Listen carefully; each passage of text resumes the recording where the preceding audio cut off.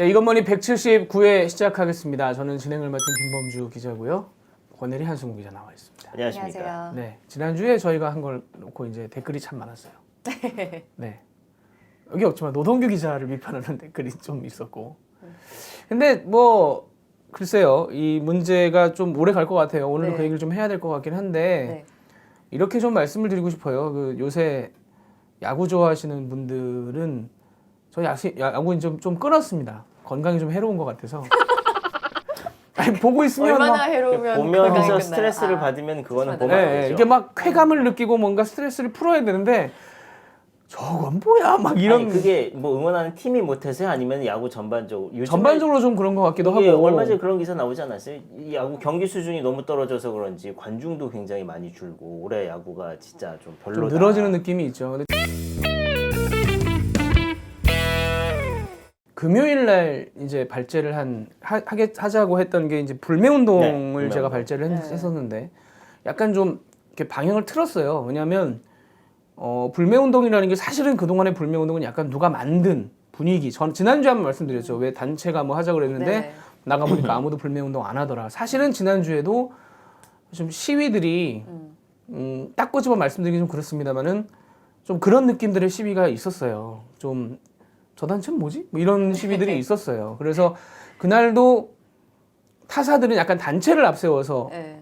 그러니까 미묘한 차이입니다. 타사들은 이제 단체가 시위하는 그림을 앞세워서 갔는데 그리고 그 단체가 중에 한 명이 하고 있는 그 가게에 가서 그림을 찍고 근데 저는 그게 싫더라고요. 왜냐하면 지금 벌어지고 있는 불매운동은 누가 주도를 막 앞장을 서는 게 아니라 사람들이 마음이 움직여서 내가 이거 도저히 나는 이래서 내가 못하겠다.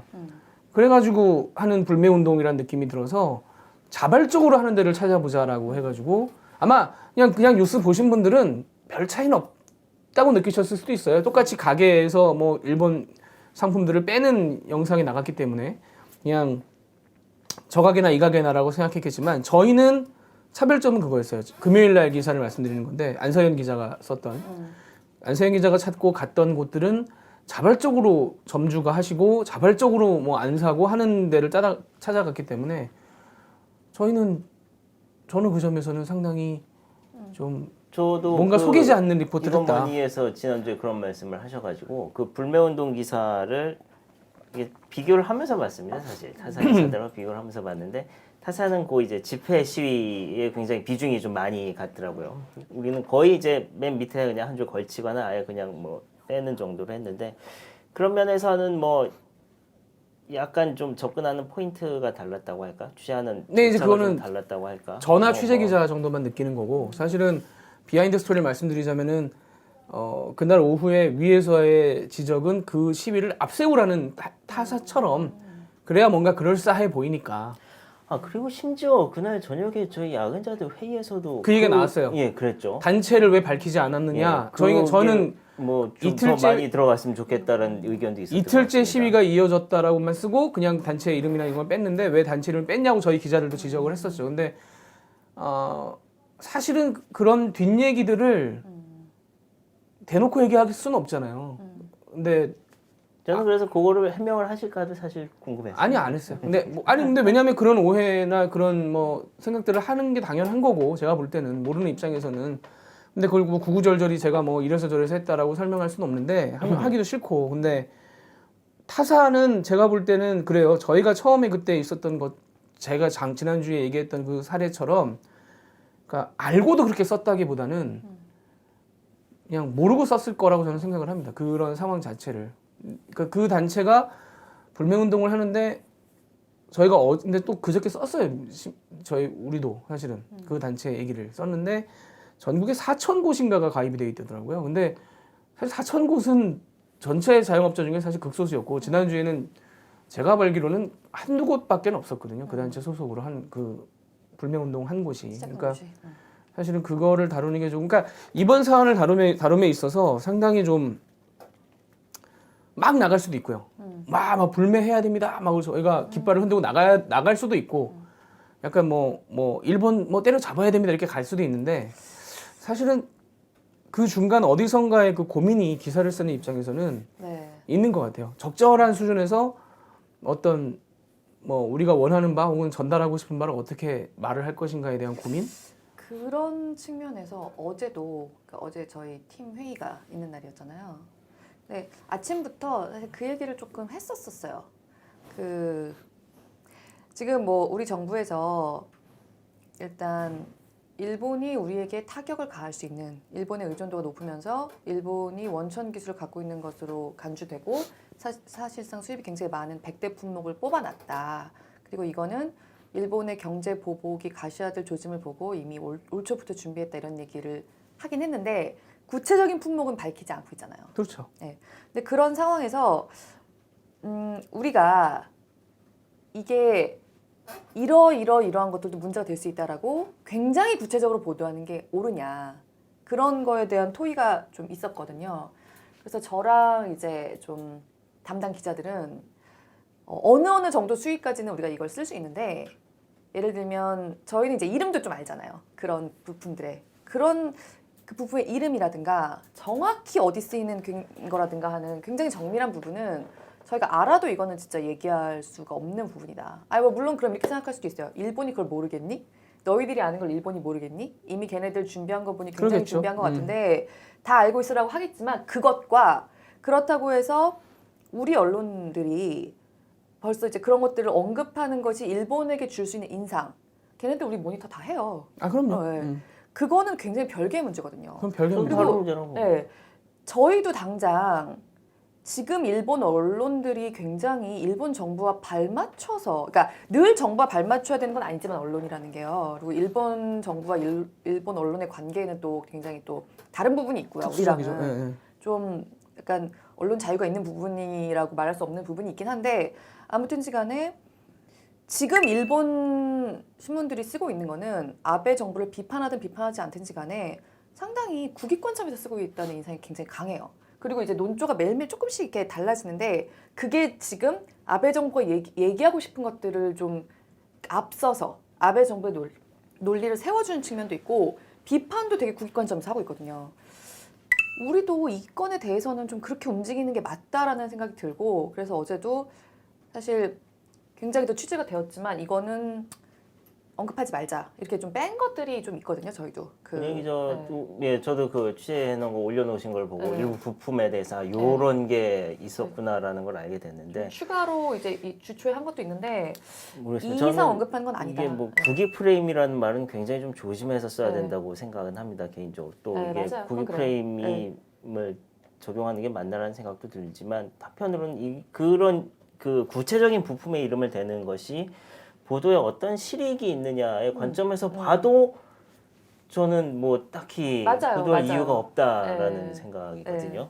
저는 뭐 기자 생활하면서 한 가지 저는 좀 다른 기자들과 생각이 다를 수도 있고 이분은 약간 논쟁적일 수도 있는데 저는 기자가 안다고 다 써서는 안 된다고 생각해요. 저도요. 원칙적으로. 네. 그러니까 그게 속 시원할 수는 있죠. 그리고 내가 이런 거 다 알아. 야, 내가 이런 것까지 알고 있어라고 네, 자랑하고 맞아요. 싶은 때가 있죠. 네.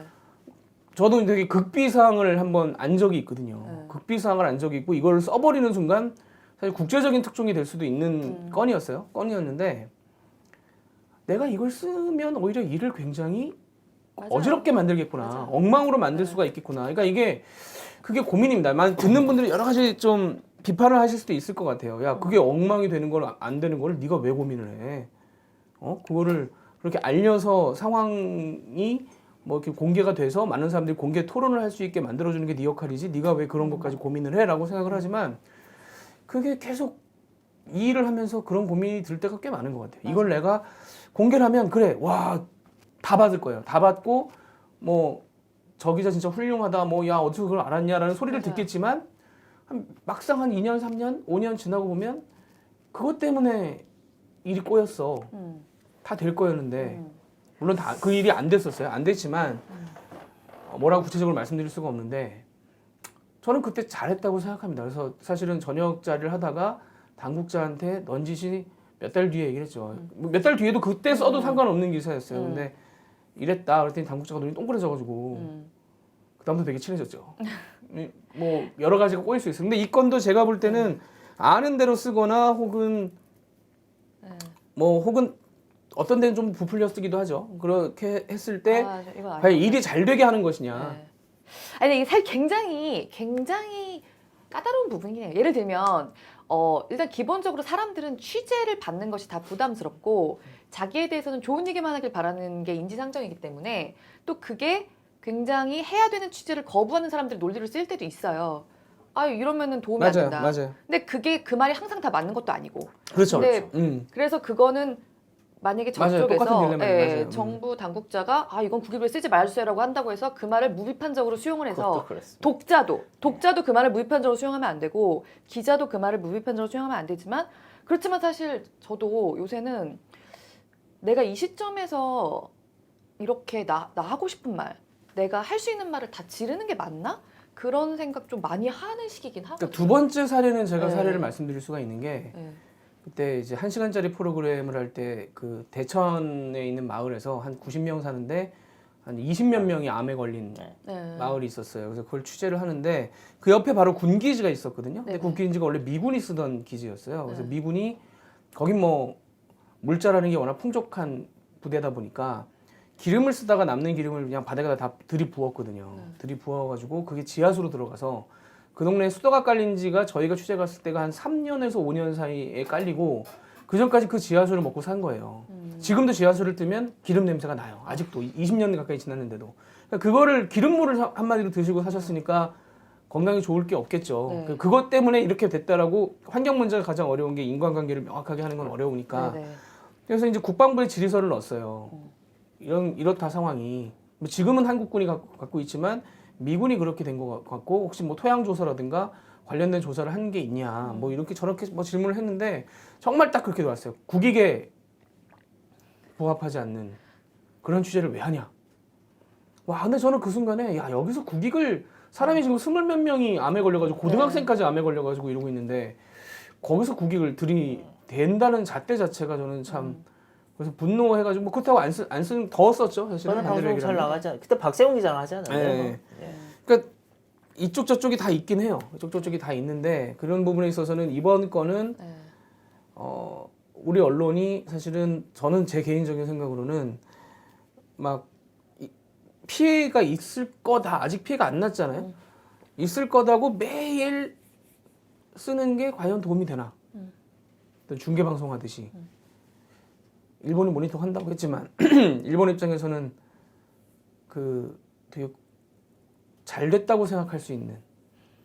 왜냐하면 그동안 한국에 이런저런 문제 제기를 하고 뭔 얘기했을 때 한국 언론이나 한국 여론이 아무런 반응이 없다가 어쨌거나 이걸 하고 나니까 다들 지금 뭐 난리가 난 거 아니에요? 그러니까 일본 입장에서는 소기의 목적을 어떻게 보면 달성한 거일 수도 있고 그리고 우리가 계속 맞장구를 어떻게 보면 중계방송을 하는 게 맞장구를 쳐주는 느낌도 좀 있고 굉장히 역학관계가 좀 복잡해요. 이 사안 자체가. 그렇기 때문에 참 하면서도 고민이에요. 저는 사실은 좀 줄여야 될 상황이 아닌가. 그래서 지금 일본 야후에서 일본 사람들 뉴스를 많이 보고 한국에 대한 관심이 많은데 거기에 이제 우리나라 신문들이 기사를 올리거든요. 일본어로. 근데 국내 신문 기사랑 달라요. 찾아보면 기사 내용들이 톤이나 논조가 일본 사람한테 맞춰 그걸 이제 누가 올리죠.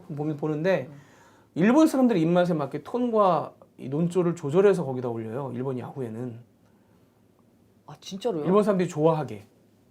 우리나라 신문들이? 네. 그러니까 그런 것도 저는 문제라고 생각하거든요. 그러니까 이런 상황 자체가 굉장히 복합적이고 아니 예를 들면 어제 MBC 기사에도 나왔지만 일본에서 우리나라의 뭐 물자가 관리가 안 된다라고 주장하는데 근거는 조선일보 기사를 가지고 근거를 삼아요. 조선일보에 5월달에 이런 기사가 났다라고 하면서 그 기사는 조원진 의원의 자료입니다. 그러니까 그런 게 확대 재생산돼서 일본에 넘어가서 일본에서 근거로 삼을 수도 있고 한국의 언론 보도라는 것이 그렇게 어떤 일본의 어떤 칼로 이용될 수 있다는 걸 좀 이해를 한다면 뭐 국익 이런 거보다는 정교해야 되겠죠. 저는 정교해야 된다고 생각하는데 과연 지금 우리가 그렇게 가고 있나라는 부분은 상당히 좀 고민스럽습니다. 이거 아까 불매운동 기사를 약간 해명하고 자랑하려다가 여기까지 왔는데 그래서 결론적으로는 저도 마음이 잘 안 움직여서 진짜 일본 맥주는 안 먹게 되더라고요. 그냥 무슨 뭐 내가 불면도 해야지가 아니라 뭐 딴 것도 먹으면 되지 뭐. 참 불매 운동이 그러니까 이 뭐를 안 사고 이러는 게 사실 자본주의 사회에서는 결국 우리나라 사람 누군가한테도 피해가 가는 일이 아, 그렇긴 하죠. 예. 근데 일본 저도 맥주를 안 먹고는 있는데 일본 맥주를 안 먹는 게 굳이 편의점 분들한테 피해는 안 가는 게 딴 맥주 사면 되니까. 예, 그러니까 예. 저도 안 먹고는 있는데 어쨌든 우리 다 뭐 이렇게 한국 지사 있고 거기다는 직원이 있고 사실 사장이 잘못해서 그 어떤 회사의 불매 운동이 세게 들어가면은 그 회사 직원들이 사실 고통을 그렇긴 받거든요. 하죠. 그러니까 굉장히 복잡하게 맞물려 있는 시장에서 불매 운동이 돼야 하는 이 현실을 불매 운동을 하지 않고는 이 마음이 표출이 안 되는 현실이 참 너무 안타깝다. 그런 생각. 근데 일본 맥주를 수입하는 회사들이 대기업들입니다. 롯데가 수입하고요. 아니, 굳이 뭐 맥주는 굳이 그런데. 마음 아파하지 않아도 예, 돼요. 맥주는 사실은. 그런데.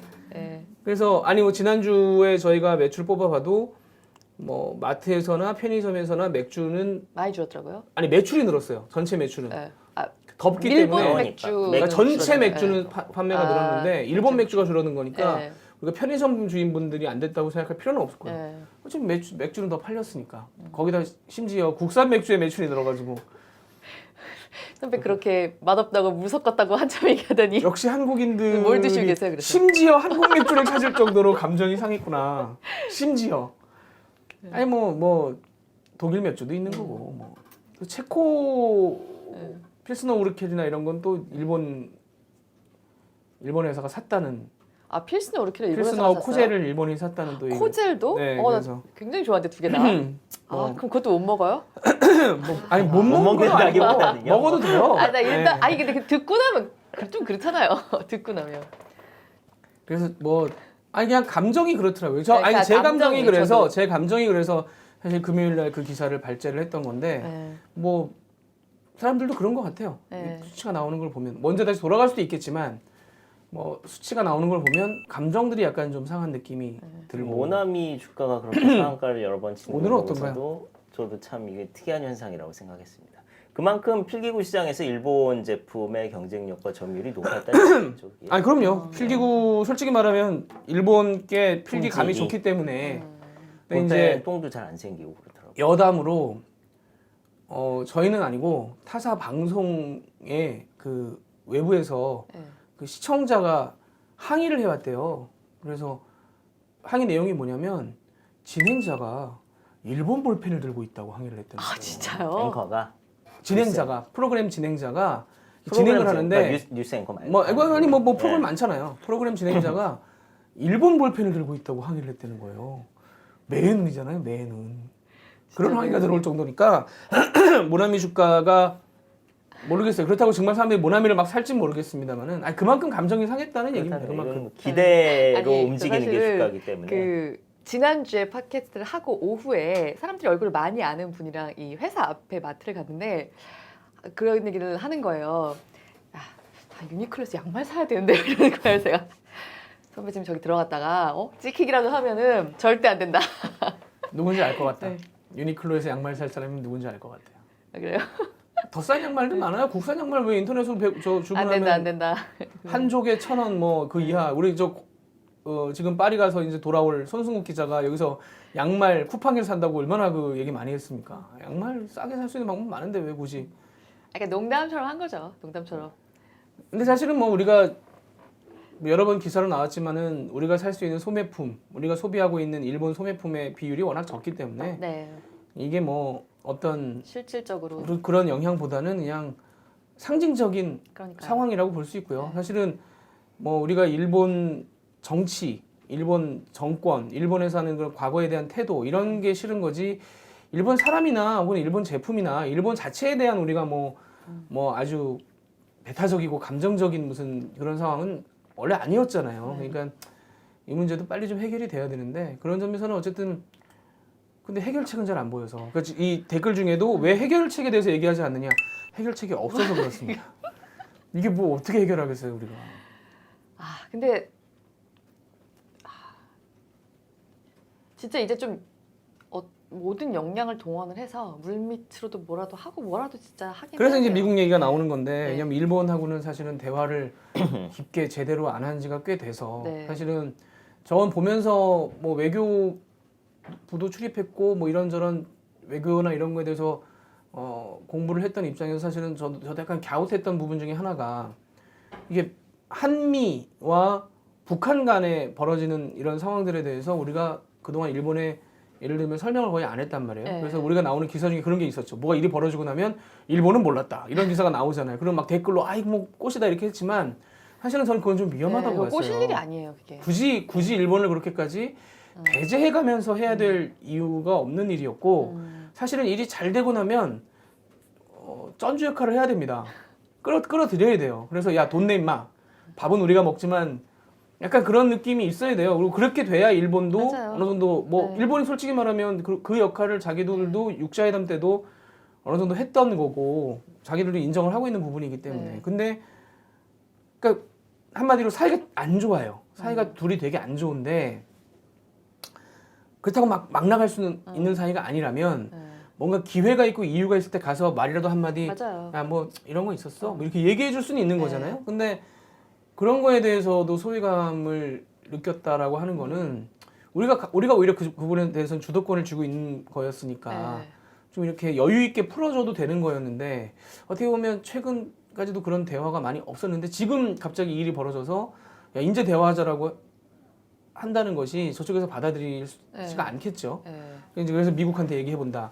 근데 미국은 사실은 아직까지 이런 네. 일에 크게 관심이 없고 본인 네. 입장에서 관심이 없고 또 냉정하게 생각해 보면 미국은 일본 편입니다 원래 그러니까요. 본질적으로 네.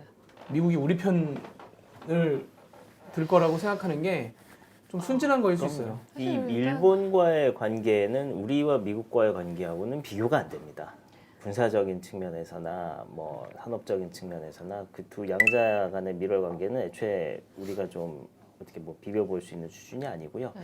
다만 그래서 저도 지난주에 미국을 어떻게 해볼 수 있지 않을까라는 말씀을 드릴까 말까 하다가 별로 현실성이 없는 것 같아서 안 사실 드렸는데 없고 지금 뭐 일주일밖에 뭐 열흘밖에 안 지나긴 했지만 근데 예를 진짜 들면 일각에서 바쁘잖아요. 나오는 이런 기는 네. 어때? 예를 들면 뭐 우리가 반도체에서 직접적인 타격을 받아서 진짜 막 뭐 우리 반도체를 쓰는 미국 기업들까지 일부 타격을 받게 된다면은 미국도 뭐 화내지 않겠냐 뭐 이런 기대를 하는 목소리도 있다고 하는데 근데 이제 그게 우리가 일본이 이런 행동을 하면 일본도 타격을 받고 사실 우리는 뭐 반도체 뭐 재고도 좀 소진하고 가격도 올리고 이럴 수 있는 거 아니냐는 거랑 거의 비슷한 수준의 얘기인 거죠, 그게. 그러니까 미국 기업들 중에는 이 상황이 만약에 정말 좀 장기화된다거나 하면은 이득을 보는 기업들도 있겠지만, 그러니까 피해를 보는 기업들도 있겠지만 이득을 보는 기업들도 미국에서도 나오거든요.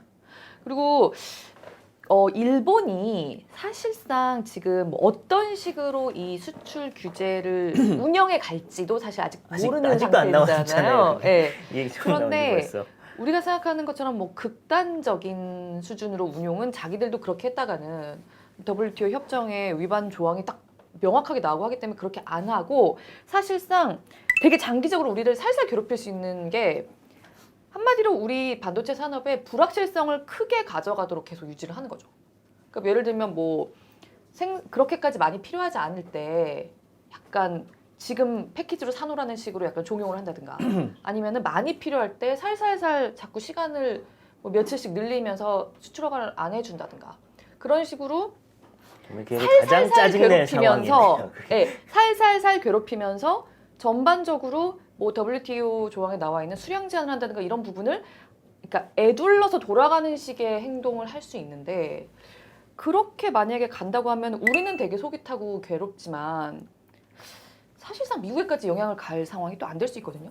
그리고 조금 약간 경제를 벗어나는 얘기이기도 하지만 그 오바마 행정부 때는 동아시아에서 그 한미일 삼각 구조 같은 거를 좀 더 중요하게 봤다면 지금 트럼프 대통령 체제에서는 약간 애매모호한 개념이긴 하지만 당연히 전통적인 한미일 공조도 중요하지만 전반적으로 중국을 고립시키는데 뭐 인도라든가 뭐 다른 나라들 다 끼워들여가지고 두루두루 이 환태평양에서의 어떤 미국과 연대를 구축한다 이런 쪽으로 좀 더 무게가 실리고 있다는 얘기가 이미 기존에도 많이 나왔죠.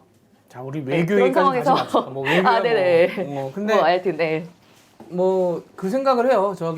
미국 같은 경우에 외교부 관료들은 나왔다 들어갔다 합니다. 네. 그야말로 회전문 인사를 해요. 그러니까 네. 외교부에 있다가 그러니까 국무부에 있다가 네. 민간에 나왔다가 뭐 다시 들어가거나 이런 일이 굉장히 흔하고 그럴 때 일본 애들은 그 사람들을 데려다가 일본에서 무슨 재단 같은 데서 네. 숙식 제공하고 뭐 이렇게 해가면서 이제 일본 논리를 잘 알리고 그걸 다시 이제 미국으로 보내면 그 사람이 다시 국무부 직원이 될 수도 네. 있고 아니면 뭐 로비스트가 될 수도 있고 여러 가지 활동을 할 수가 있는 거죠. 근데 그렇게 생각해 보면 우리의 경제 규모가 뭐 그거보다 훨씬 적긴 했습니다만은 뭐 그 잘난 돈 많은 대기업들이 좀 그런 행동, 그런 활동을 좀 그동안 했었으면 어떨까. 꼭 저는 그게 한 십몇 년 전부터 조금 아쉬운 부분이었어요. 어쨌든 미국과 상대를 해야 되고 미국의 입장을 좀 우리가 알려야 된다면 가서 그냥 돈 써서 로비스트 쓰는 것보다 마음속 깊이 우리나라를 좀 이해하고 같이 할 수 있는 지한파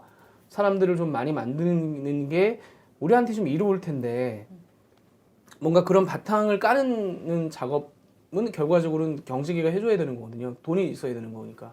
정부가 하면 너무 노골적이고. 그런 부분에 있어서 좀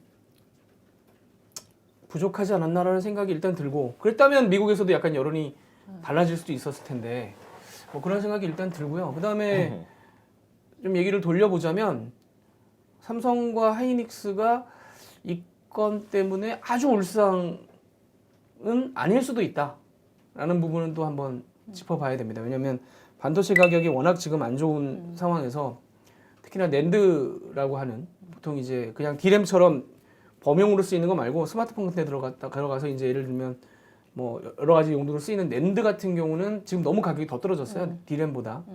그래서 지금 어제 오늘 그 낸드 메모리를 감산할 수 있다는 네. 기사가 나옵니다. 그러니까 일본 때문에 뭐 소재 문제 때문에 만약에 감산 그 생산을 줄여야 된다면 낸드부터 줄일 가능성이 네. 있다.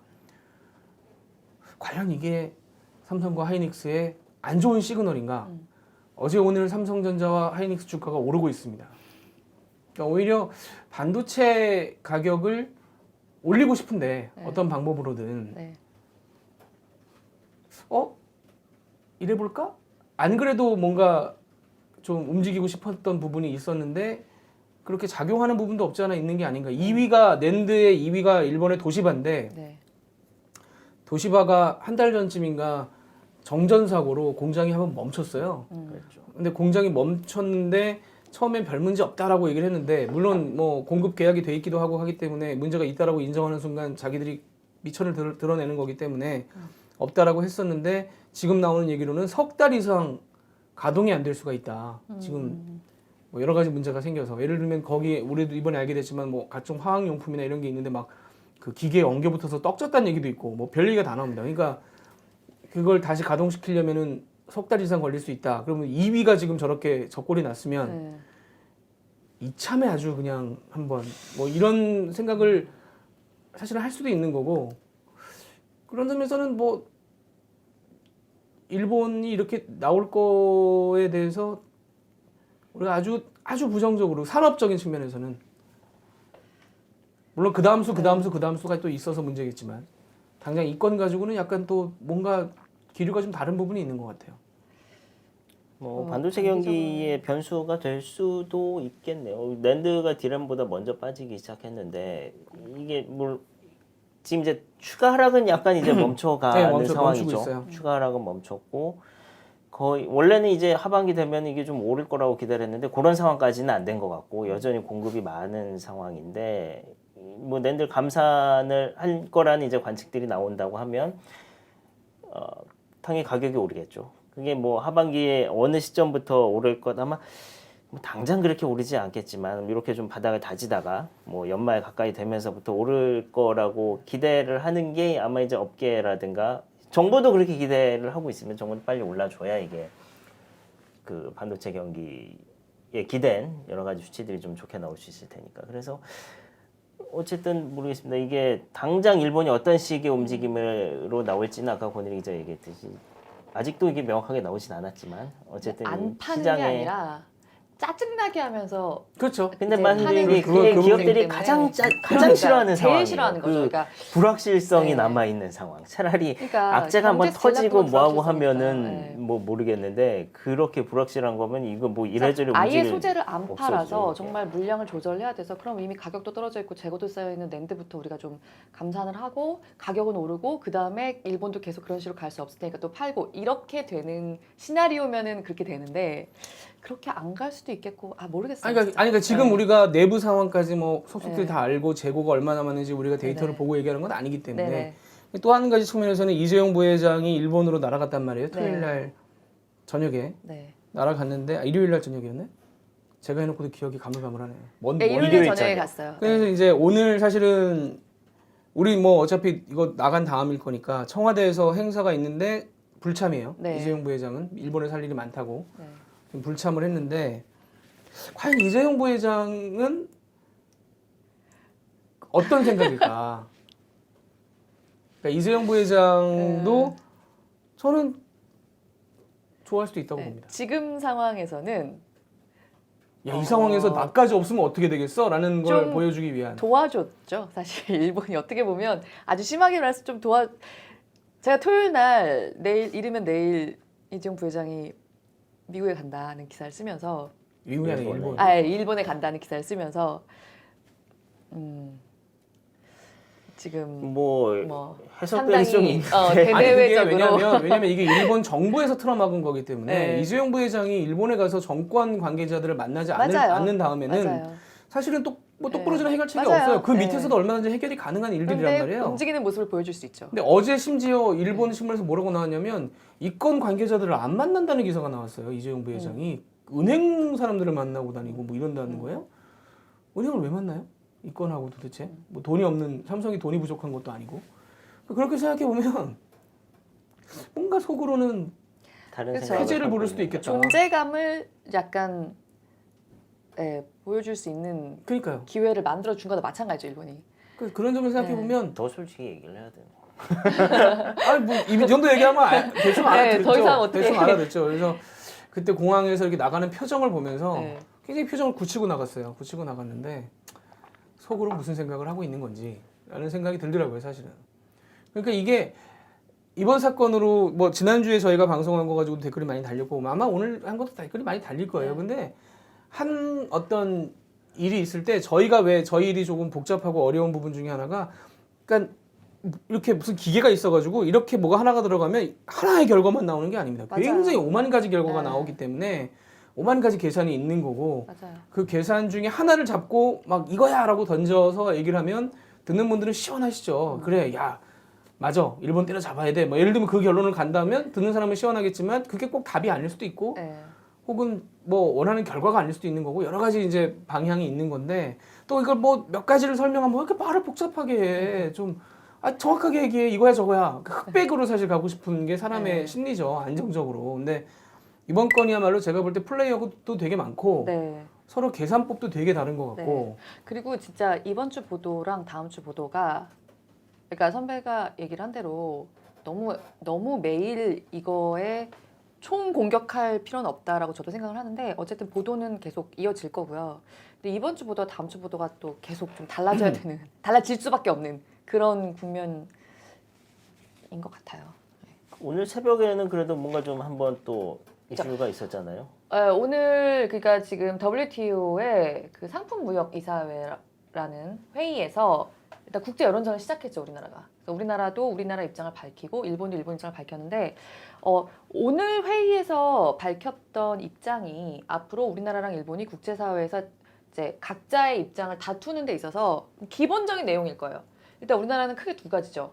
하나는 이게 지금 어쨌든 일본이 우리에게 특혜를 줬다고는 하지만 사실상 그러니까 많은 교역을 서로 많이 하는 나라 27개 똑같이 주던 어떻게 보면 그냥 이제는 노무로 받아들여지던 특혜를 우리나라한테서만 뺏어가는 거는 정치적인 문제로 이걸 경제보복을 하는 거다.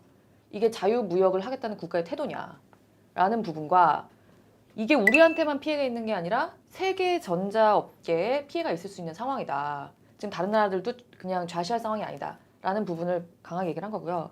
일본은 지난주부터 계속 이제 되풀이하고 있는 점점 더 세우고 있는 그 논리로 이제 받았죠. 뭐 일단 그러니까 안보 관련해서 안보 얘기 자기들의 되게 수출 재밌게 시스템을 하더라고요. 그냥 관리를 사실로 하는 거다. 한국에 주던 특혜를 그냥 안 주고 정상 체제로 갈 뿐이다. 라는 식의 논리를 내세웠는데 일단 우리가 WTO 제소는 해야 됩니다. 지금 상황이 이어진다고 하면은 뭐 너무 오래 걸리니까 문제지. 근데 그러니까 제소 결과를 보고 한다기보다는 그 오늘 펼친 것 같은 국제 여론전의 일환이죠. 그냥 제소를 한다는 행위 자체가 일단 문제를 삼고 앞으로도 계속해서 국제 여론을 환기할 수 있는 방편 중에 하나인 건데 이제 제소를 하려고 하면은 아무리 빨라도 이달 말 정도는 돼야 된다 그래요. 왜냐면 지금 아까도 얘기 나온 것처럼 이제 열흘 지나서 일본이 정확히 굳이 말하자면 새로운 수출 허가 제도라는 것을 어떻게 운용할지가 정확히 보이지 않는 상황에서는 일본이 지금 이런 식으로 수출 제한을 해서 우리가 이런 피해를 입고 있기 때문에 WTO 협정 중에서 이 조항을 위반하고 있다라는 것까지는 해야지 우리가 제안서 내는 거거든요. 그래서 보통은 이런 분쟁이 있을 때 몇 달씩 지난 다음에 사실 제소가 들어가는데 이번 건은 조금 빠르게 움직인다고 하더라도 이달 말이라고 하는데요. 아무튼 그 안보라는 단어 때문에 그 빠져나갈 수 있는 규정을 만들어 놓은 것이 굉장히 지금 사실 미국이 중국한테 하고 있을 때도 이건 안보의 문제로 접근을 했잖아요. 전통적인 무역 보복이 그러니까 아니고. 지금 뭐 일본도 미국에서도 기사가 마찬가지고요. 나오고 중국에서도 기사가 나오고 우리도 사실 얘기하고 있지만 정말 아베 총리가 트럼프 대통령 따라하고 있어요. 저는 이게 지금 어떻게 WTO 체제를 이게 어떻게 만들어 놓은 건데 이게 지금 보호무역주의의 기조가 지금 전 너무 세계적으로 너무 강해졌죠. 강해지고 있는 게 아닌가. 그리고 트럼프 대통령이 그러니까 그 당장 그 미국의 뭐 이런 연구소들에서도 한 얘기가 지금 미국이 일본한테 그러니까 일본 편이기도 하지만 미국이 일본한테 뭐라고 할 윤리적 권한이 없다. 그러니까 트럼프 그 행정부 출범하고 나서 굉장히 높아지고 있는 자기들 고유 하는 게. 무역 기조가 너무너무 똑같은 거의 복사판이기 때문에 아니 근데 이건 좀 다르죠. 네. 왜냐하면 우리가 관리를 못해서 북한으로 넘어가고 있다라고 주장을 한다는 거는 그건 사실 반대로 사실- 얘기하면 미국에 대한 공격일 수도 있습니다. 그러니까 그건 말도 안 되는 소리긴 한데 아니 근데 그걸로 네. 지금 이유를 대고 있기 때문에 네. 그거는 미국 입장에서도 지금 뭐 아니라고 지금 이미 밝혔잖아요. 네. 한미 공조를 해서 네. 대북 제재를 지키고 있다는 건 미국 네, 국무부가 네. 발표를 했기 때문에 어떻게 보면 제가 볼 때는 홧김에 처음에 이유는 그게 아니었고 처음에 이유는 되게 황당한 이유였잖아요. 그냥 네.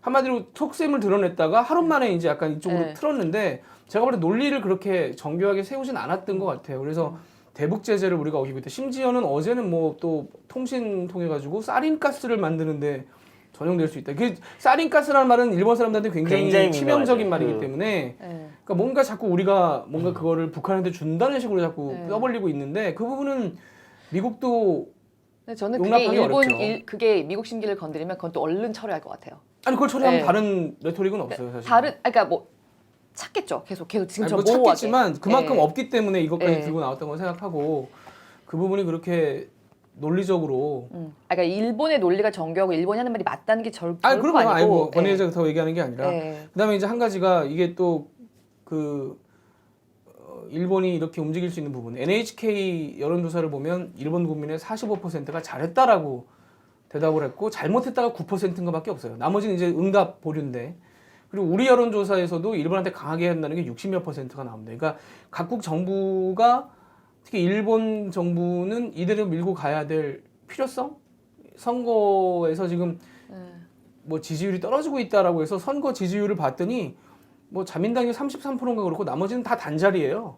어차피 뭐 이기는 선거일 수밖에 없는데 그래서 뭐 지지율이 떨어졌다고 나오잖아요. 근데 제가 본 댓글 중에 또 재밌는 게 그나마 한국 수출 규제에서 지지율이 그만큼 떨어졌을 수도 있다.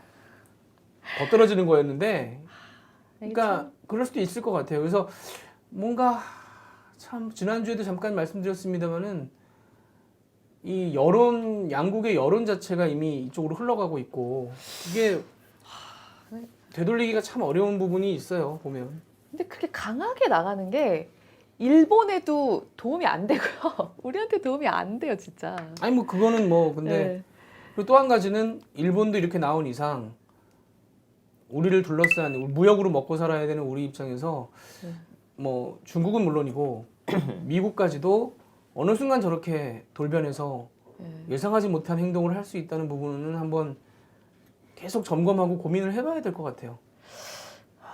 참 너무 어렵습니다, 진짜. 불확실성이 그런 시대로 들어가 버린 것 같아요. 네, 맞아요. 시대가 네, 시대로 그렇게 들어가 버린 것 불확실성이 같아서 너무 이렇게 높아진 시대로 서로 무역을 네. 가지고 이렇게 장난질을 치고 걸어올 수 있는 우리한테 우리가 그만큼 무역에 취약한 구조를 갖고 있기 때문에 생각하죠. 우리나라는 무역으로 성장해 온 나라고 여전히 무역의 의존도가 굉장히 높기 때문에 예전에 뭐 오일 쇼크 같은 때 생각해 보면은 뭐 그냥 나라 경제가 휘청휘청하잖아요. 이 늘 불확실성이 이게 우리 마음대로 안 되는 거니까 사실 진짜. 우리 마음대로 안 되는 거니까 그런 건데 뭐 지난주에도 말씀드렸다시피 이렇게 국내 정치적인 요인들에 의해서 이 대외 여건이 변할 가능성이 언제든지 있고 그리고 그 위험성이 심지어 커지고 있는 상황이라면은 그리고 과거의 룰로 익히 알고 있는 기존의 룰로 움직이질 않고 그래서 저는 그런 분석도 일본에서는 재밌을 것 같은데 약간 좀 연령대가 있는 일본에서 그러니까 일본에서 10대 20대는 한국에 대한 호감도가 굉장히 있는 편인데 연령대가 높은 사람들은 한마디로 한국을 인정하지 않는 마음이 있어서 니네가 언제부터 그렇게 돈 좀 벌고 그랬냐 생각해보면 그렇겠죠. 뭐 60대 70대만 해도 우리나라 70년대 뭐 60년대를 기억한다면 같은 레벨이라고 생각하지 않는 사람들이 있어서 덤벼? 뭐 이렇게 생각할 수 있는 또 구조이기도 해서 네. 그걸 자극하고 싶은 정치 세력이 있는 것도 현실이고 굉장히 어려운 상황인 것 같아요. 이게 정부 간 대화는 막혀 있고 국민들 감정은 쌓여 있는데 약간 좀 뭐라 그럴까요? 우리가 사실 이런 경우가 별로 없지만 심판이라고 불러야 될 미국한테 가서 우리가 애걸복걸 한 적이 없는데 거기 가서 뭔가 좀 얘기를 해봐야 될 상황이 네. 있는데 미국도 사실 바로 손 걷어붙이고 나오기는 굉장히 맞아요. 정치공학적으로 어려울 겁니다. 굳이 그러니까 조금 지나면 미국이 나올 수는 있을 텐데 언젠가는 많이 길어진다고 하면은 뭐 어떤 식으로든지 뭐가 있겠지만 현재로서는 당장 현재로서는 조금 쉽지 않아요. 뭐 그런 해결책을 점에서는 기대하기가 답답합니다. 여러 가지로 상황 자체가 좀 어떻게 해야 되나. 저도 뭐 지난주에 댓글 보고 댓글에 왜 대책에 대해서 말을 하지 않느냐. 없어서 대책이 없어서 그랬습니다. 아니 그리고 어제 중소기업중앙회에서 긴급 설문조사를 했더라고요. 그러니까 삼성하고 SK 같은 경우는 또 다른 문제가 될 수 있는데 반도체 관련 중소기업들 중에서 사실 그런 데들은 정말 조금이라도 차질이 생기면은 굉장히 그게 크게 다가올 수 있는 그럼요, 작은 기업들 그럼요. 같은 경우에는 상당히 좀 큰 우려를 표명하는 그런 설문조사 결과가 나왔어요. 자기들 6개월 이상 못 버틴다. 그런 약점을 너무나 일본이 잘 알고 있기 네. 때문에 사실 치고 들어온 거고 대책이 없다는 것도 사실 잘 알고 있기 때문에 저렇게 하는 거고 좀 그렇네요. 여러 가지로 그런 상황이라서 이 부분은 앞으로도 계속 말씀드리겠습니다만은 이렇게 약간 결론은 한탄조로 흐를 가능성이 좀. 속 시원하게 말씀드리기가 되게 힘든. 자 일단 다음 주제로 넘어가죠. 네. 한승우 기자가 준비한 이 짧게 해요. 네, 어차피. 그래야 되겠네요. 뭐 시계를 봐요. 지난주에 네. 하반기 경제정책 방향이 나왔습니다. 네. 기획재정부에서 7월이 됐으니까 이제 나왔는데 가장 이제 관심들은 그거였습니다. 성장률 전망을 어떻게 할 거냐. 뭐 결국에 낮췄습니다. 2.6에서 2.7%로 전망을 했던 거를 2.4에서 2.5%로 네. 0.2% 포인트 정도 낮췄고요. 한국은행이 지금 전망해 놓은 게 2.5, 그리고 KDI가 2.4니까 그거랑 이제 비슷한 수준으로 맞춰 놓은 거고. 한국은행은 사실 이번 18일이면 다음 주인가요? 이번 달 18일에 다음 주에요. 예. 그때 이제 금융통화위원회가 열립니다. 그리고 금리를 결정하는 통화정책방향회의가 그때 같이 나오는데 요즘에 이제 뭐 미국이 금리를 내리냐 올리느냐의 그 기대에 따라서 우리나라 주가랑 환율도 막 출렁출렁하고 하는데 우리나라 금리는 어떻게 될까에 대한 결정과 함께 경제 성장률 전망도 한국은행이 또 별도로 낼 겁니다. 이주열 총재가. 최근에 만났었던 한국은행 분들 얘기로는 한국은행이 이제 지난번에 전망했던 게 2.5였는데 네. 이거 유지하기가 쉽지 않을 거다라는 얘기를 좀 했었거든요. 근데 네. 그분들이 항상 하는 얘기는 미중 무역 분쟁이 너무 길어지고 있다. 그다음에 반도체 경기가 너무 회복이 안 되고 있다. 이 두 가지를 늘 얘기를 합니다. 그래서 한국은행은 또 내릴 수도 있어요. 2.5에서 더 내릴 수도 있는 상황이고. 근데 항상 보면은 정부 전망이 대체로 조금 높죠. 민간 경제연구소 그렇죠. 같은 경우들 외국계는 뭐 2%대 초반 얘기하는 데도 있고 막 그러는데 네. 정부 전망이 대체로 조금 높기는 높긴 해요. 이게 뭐 실질적인 전망이라기보다는 거기다가 이제 우리의 정책 목표와 희망까지 좀 담아서 하는 게 일반적이기 때문에 통상적으로 높게 나오는데 요게 얼마만큼 잘 달성이 될 수 있을지 그다음에 이거는 그 지금 국회에 제출돼 있는 추가 경정 예산이 통과가 되는 거를 전제로 전망한 거기 때문에 이게 빨리 통과가 돼서 빨리 집행이 돼야 됩니다. 지금 그 하반기 국회가 열렸잖아요. 네. 열리기로 언제 아무튼 이번 달 중에 그 국회가 열리기로 이미 결정이 됐고 거기서 추가 이제 경정 예산이 통과되는 것을 전제로 하고 그리고 그 사이에 생긴 이 한일 문제는 이거는 반영이 반영이 안 되지 됐습니다. 않았고요. 이거는 반영이 네. 안 돼 있습니다. 네. 이게 아직까지도 사실 일본이 어떻게 나올지 네, 결정이 네. 안 됐다고 말씀을 해주셨으니까 직접적으로 넣기는 네. 어려운 상황이었어요. 넣을 수 없죠. 예, 지금 아직. 뭐 전망을 해도 사실 넣기 어려운 상황일 것 같긴 한데 어쨌든 그 내용은 좀 빠져 있어요. 새로운 게 아무것도 없습니까? 하반기 경제정책 방향에서 뭔가 정부가 꺼낸 카드가 그냥 단도직입적으로 지금 5분 이상 사람들이 허비를 했어요. 그러니까 빨리 얘기하세요. 그래서 새로운 정책이 없다. 그 얘기를 하려고 지금 여기까지 온 거예요? 그러니까 이게 화나나. 기존에 있던 정책을 계속하거나 열받아. 우리 한승우 기자 아니면 쫄지 않고 기존에 나와 이미 발표됐던 정책을 혈압 올라. 다시 이제 모아서 냈거나 뭐 이런 정도 수준이거든요 지금. 저 얘기하려고. 그러니까 나는 방송할 때 저런 게 싫어요. 재미가 없어. 그냥 확 얘기하세요. 하나도 없다고 새로운 게. 지난주에 팀장 없어요. 3일 하시더니 쪼는 테크닉이 더 올라갔어요 지금. 아니 왜냐면 저도 뭐 저런 대책들 뭐 매번 네. 보지만 정말 몇십 페이지가 돼요. 근데 뒤적뒤적 하다 보면 이게 작년 건지 올해 건지 뭐 재작년 건지 알 수가 없어요. 다 있는 얘기거든요. 그래서 사실 이게 정부가 이렇게 전망을 내리고 그리고 근데 순서도 아까 한송 보면 기자 성장률 얘기할 때 사람 다 껐을 것 같아. 아이씨 그만 듣자.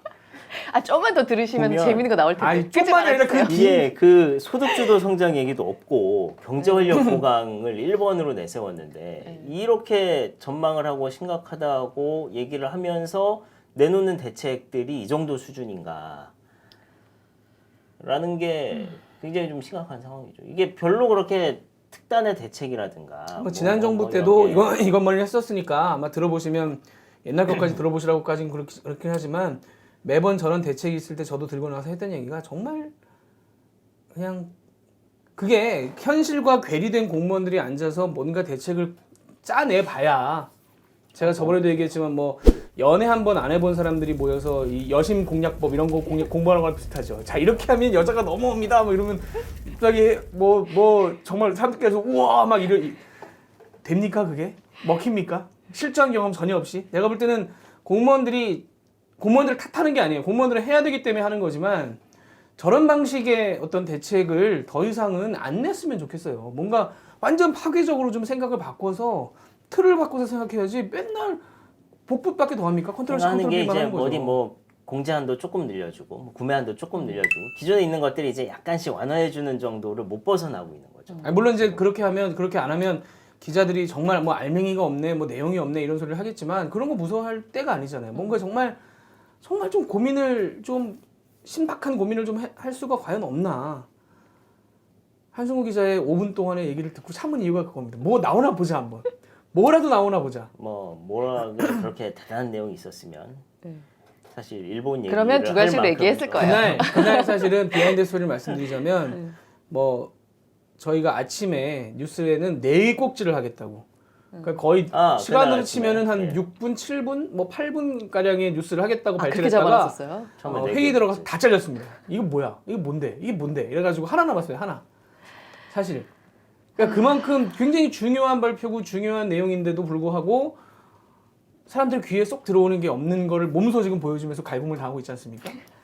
저희 예전 같았으면은 굉장히 상처를 받고 그랬을 텐데 김원준 기자의 저런 발언들에 대해서 우리 여기 앉아서 꽤 단련이 되고 있잖아요 지금. 근데 안 받는 이유는 뭐예요? 공무원의 그게- 마인드로 바뀌었습니까 지금 거의? 안 받는 이유는 세종시로 가야 돼요? 그냥 뭐 저 사람 원래 저랬지라는 게 1번이 하나 있고 진짜 그다음에 공무원 마인드다. 그다음에 이거 뭐이 내용 사실 뻔하니까 뭐 할 만한 얘기를 하고 있네라는 게 또 두 번째인 것 같고 그래서 별로 그렇게 내가 반성해야 되는 분위기예요 지금. 그렇지 않습니다. 한승구 기자를 알고 지낸 예로 지금 한 멘트가 제일 재밌었어요. 10몇 년 만에 제일 재밌는 멘트. 네. 아니 근데 이제 저는 하나 사실은 네.